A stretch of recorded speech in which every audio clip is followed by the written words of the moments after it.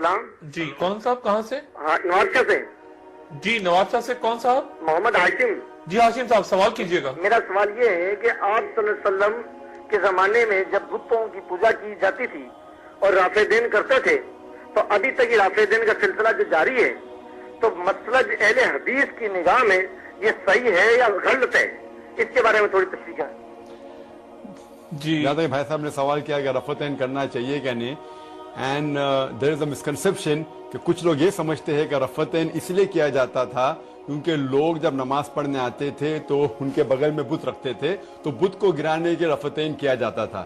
یہ کدھر بھی حدیث میں نہیں لکھا ہوا ہے، کوئی بھی صحیح حدیث میں لکھا ہوا ہے. اگر مان لو یہ بات صحیح بھی ہے کہ لوگ بت پکڑ کے لے کے آتے تھے تو اسی لیے رفعتین کرنا چاہیے، تو ہر فرقے کے لوگ جب نماز پڑھتے شروع میں جب اللہ اکبر کرتے ہیں تو ہاتھ تو کان تک اٹھاتے ہی ہے، تو جب ہاتھ کان تک اٹھاتے ہیں when they raise the hand تو بت آٹومیٹک گر جاتے، تو پھر سے رفعتین کرنے کی ضرورت ہی نہیں. تو یہ کہنا کہ people used to do رفعتین because they were idols in the armpit is totally wrong. It's not mentioned in hadith. The reason why Muslims should do رفعتین it is because mentioned in the Sahih hadith of Sahih Bukhari in point number 1 in the book of Salah. The Prophet whenever he offered Salah, when he prayed, he did رفعتین. So based on this Sahih hadith, every Muslim when they offer Salah, they are supposed to do رفعتین. میرا سوال آپ سے یہ ہے کہ مجھے کئی دوست ملے جن میں سے کچھ سیاہ ہے اور کچھ سنی. جیسے آپ نے کچھ دیر پہلے بتایا کہ جو انسان مانتا ہے کہ اللہ ایک ہے اور محمد علیہ السلام آخری پیغمبر ہیں تو میں مانتا ہوں اس بات کو. تو اگر میں یہ کہوں کہ میں مسلمان ہوں تو یہ جھوٹ نہیں ہے.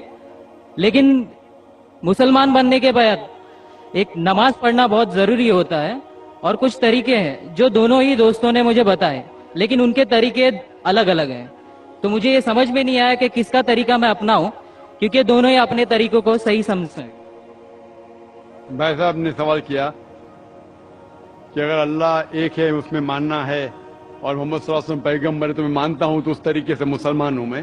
لیکن میرے دو دوست ایک شیعہ ایک سنی اور مسلمان بننے کے لیے نماز پڑھنا ضروری ہے تو کس طریقے سے نماز پڑھوں؟ بھائی صاحب آپ کہتے ہیں کہ اللہ ایک ہے، آپ مانتے ہیں کہ اللہ کے پیغمبر محمد صلی اللہ علیہ وسلم آخری پیغمبر ہے، تو آپ نے کہا کہ کس طریقے سے نماز پڑھوں؟ یہ شیعہ سنی جو آپ نے پوچھا، آپ جب قرآن پڑھیں گے قرآن میں نہ شیعہ ہے نہ سنی ہے، قرآن میں نہ شیعہ ہے نہ سنی ہے. قرآن شریف میں کہا گیا ہے سورہ عمران میں سورہ نمبر 3 آیت نمبر 103 میں وَاعْتَصِمُوا بِحَبْلِ اللَّهِ جَمِيعًا وَلَا تَفَرَّقُوا، کہ آپ آپس میں اکٹھا ہو کے اللہ کی رسی کو مضبوطی سے پکڑو. اللہ کی رسی ہے قرآن اور صحیح حدیث. تو آپ دیکھیں قرآن میں کیا لکھا ہے اور اللہ کے رسول کے صحیح حدیث میں کیا لکھا ہے. تو جو بھی آپ سے کچھ کہتا ہے اگر قرآن اور صحیح حدیث کے مطابق ہے آپ اس کی بات مانو. جو ذاکر کہتا ہے وہ بھی کچھ اہم نہیں اسلام میں، ذاکر اسلام میں زیرو ہے. جو ذاکر کہتا ہے وہ بات ماننا ضروری نہیں. لیکن جب میں قرآن کا حوالہ دیا تو آپ کو قرآن کی بات ماننا فرض ہے. جب میں صحیح حدیث کا حوالہ دیا تو آپ کو صحیح حدیث کی بات ماننا ضروری ہے.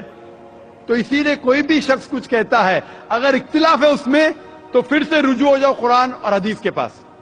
کیونکہ قرآن میں لکھا ہے سورہ نساء میں سورہ نمبر 4 آیت نمبر 59 میں ورس نمبر 59 میں اطیعوا اللہ واطیعوا الرسول، اللہ کی اطاعت کرو، اللہ کی بات مانو اور اللہ کے رسول کی بات مانو.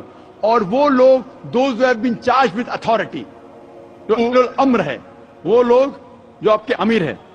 لیکن اگر قرآن اور حدیث کے پاس، اللہ اور اللہ کے رسول کے پاس، تو اگر دو شخص دو عالم کوئی بھی اگر اختلاف ہے آپ پھر سے مڑو اللہ اور اللہ کے رسول کے پاس، قرآن اور صحیح حدیث کے پاس. پھر دیکھو کہ کون سا دوست، کون سا مسلم، کون سا عالم، کون سا مولانا قرآن اور صحیح حدیث کے مطابق کہہ رہا ہے. آپ سمجھے؟ تو اس سے پتا چلے گا کہ کیا صحیح ہے. آپ بولتے ہیں کہ نماز پڑھنے کے طریقے میں اختلاف ہے. شروع میں کم از کم جو یکساں ہے وہ تو شروع کرو. اختلاف بہت تھوڑا ہے، نماز کے طریقے میں اختلاف بہت تھوڑا ہے، تو یکساں ہے وہ تو شروع کرو. اگر آپ مسلمان بننا چاہتے ہیں تو اتنا وقت کیوں لے رہے؟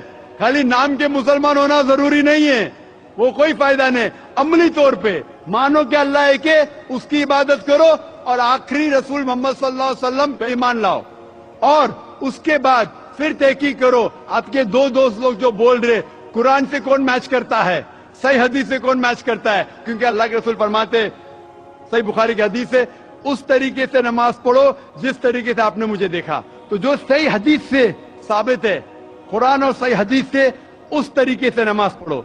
लेकिन अगर 19-20 फर्क है, कम से कम जो यकसा है वो तो शुरू करो, इख्तिलाफी बातों पे तहकीक करो, इंशाअल्लाह पता लग जाएगा आपको क्या सही है।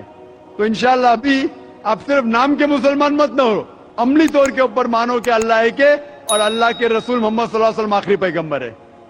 Hope that answers the question.